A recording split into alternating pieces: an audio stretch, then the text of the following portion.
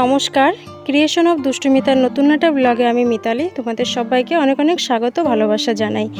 আশা করি যে যেখান থেকে আমার ব্লগটা দেখছো সবাই সুস্থ আছো, ভালো আছো।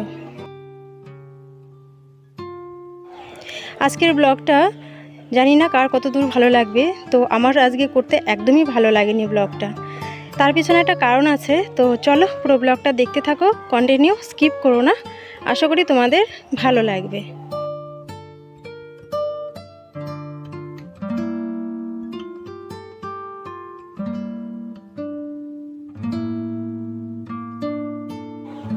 প্রতিদিন যে টাইমে ঘুম থেকে উঠি আজকেও ঠিক একই টাইমে ঘুম থেকে উঠেছি। তো গরম না থাকলে হয়তো আরও একটু বেলা পর্যন্ত ঘুমাতাম, বা দুষ্টুর বাবা যদি আজকে অফিসে না যেত তাহলে হয়তো বেশিক্ষণ ঘুমাতে পারতাম। তো রাতে কি হয়েছে জানো, রাত যখন কটা বাজে, প্রায় 11:30 বাজে, মাত্র শুয়েছি।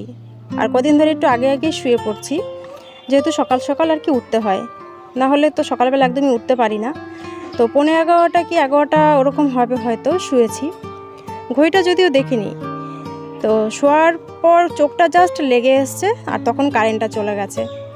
সেই কারেন্ট এসছে তখন প্রায় বাজে 1:15 কি 20।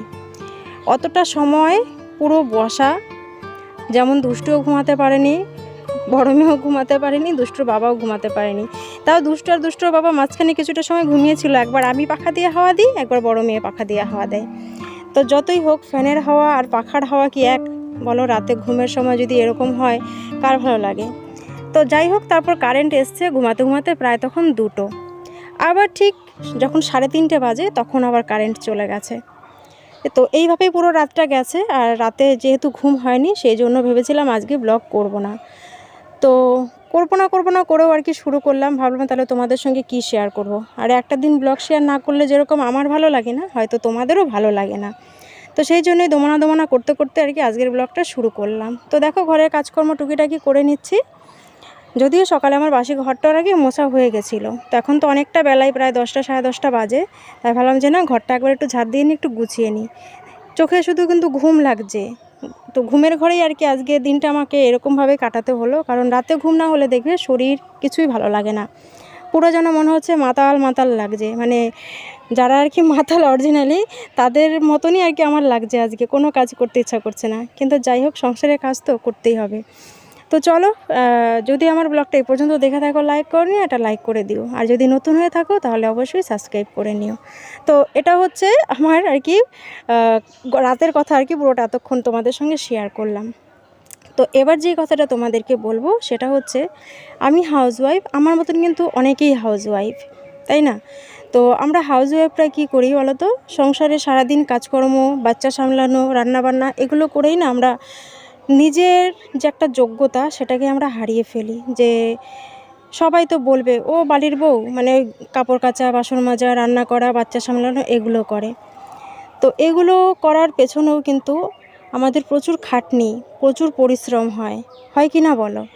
সমস্ত রকম সংসারের কাজকর্ম করার পরও কিন্তু অনেক সময় হাজব্যান্ডের কাছ থেকে আমাদের শুনতে হয়, সারাদিন কি করো?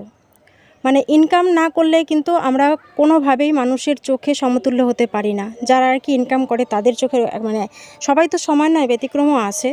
তো তারা ভাবে আমরা যখন হাউসওয়াইফ, ঘরের কাজকর্ম করি, আমাদের কোনো যোগ্যতাই নেই। তো এই কাজগুলো করার জন্যও কিন্তু একটা যোগ্যতা লাগে। যোগ্যতা ছাড়া কিন্তু কোনো কিছুই করা সম্ভব নয়। এইসব কাজগুলো যারা পড়াশোনা জানে না, তারাও কিন্তু এসব কাজগুলো করে। তো আমি যেটুকুই পড়াশোনা জানি না কেন, তো সেটা নিয়ে আমি বড় মুখ করে বলছি না। ভালো একটা কাজ আশা করি পেয়ে যেতাম, চেষ্টা করিনি, পাইনি। তো তাতে একটু আফসোস থাকলেও এখন আর আফসোস করি না। তো যাই হোক, সেটা হচ্ছে আমার নিজের কিছুটা ব্যক্তিগত কথা, হয়তো তোমাদের সঙ্গে শেয়ার করছি। দিনের শেষে প্রত্যেকটা মানুষই কিন্তু তোমার যোগ্যতাটা দেখবে, যে তোমার কি যোগ্যতা আছে। আজকাল যোগ্যতা না থাকলে কিন্তু কারোর পাশে তুমি দাঁড়াতে পারবে না। তো সেই থেকেই বলছি আর কি, দেরি তো হলেও আমাদের একটু নিজের পায়ে দাঁড়ানো উচিত। নিজের পায়ে দাঁড়ানোটা সত্যিই প্রয়োজন, না হলে কেউ তোমাকে কিন্তু কথা শোনাতে ছাড়বে না।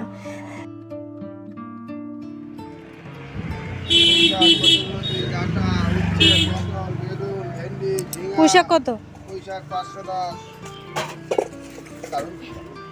কোথায় দারুণ, পাতাগুলো কেমন সুন্দর পাতা, সুন্দর পাতা পাওয়াই যায় না।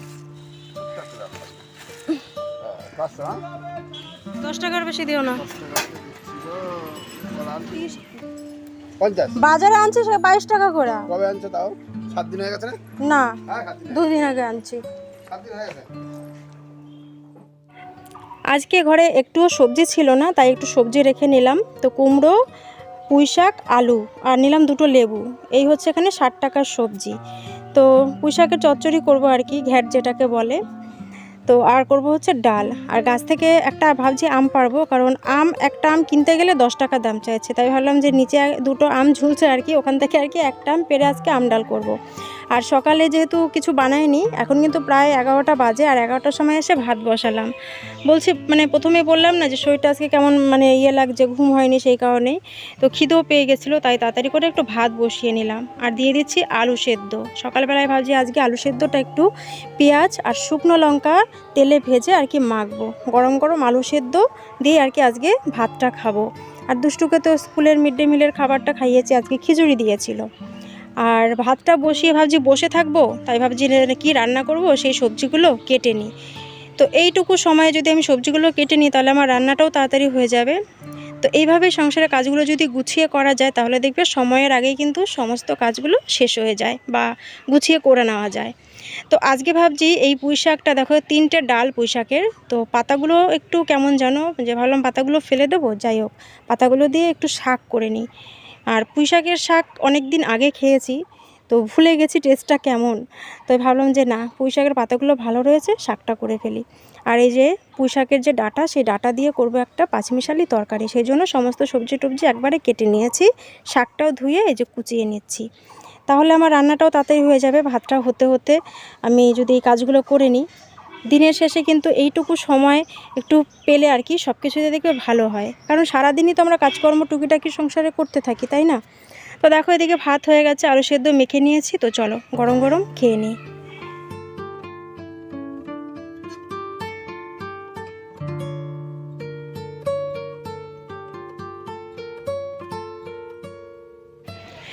একটা সময় মনটা খুব খারাপ হয়ে গেছিলো জানো, যে ইউটিউবটা একটা কী বলো তো, শুধু ইউটিউব নয়, প্রত্যেকটা ক্ষেত্রেই কম্পিটিশনের একটা বাজার।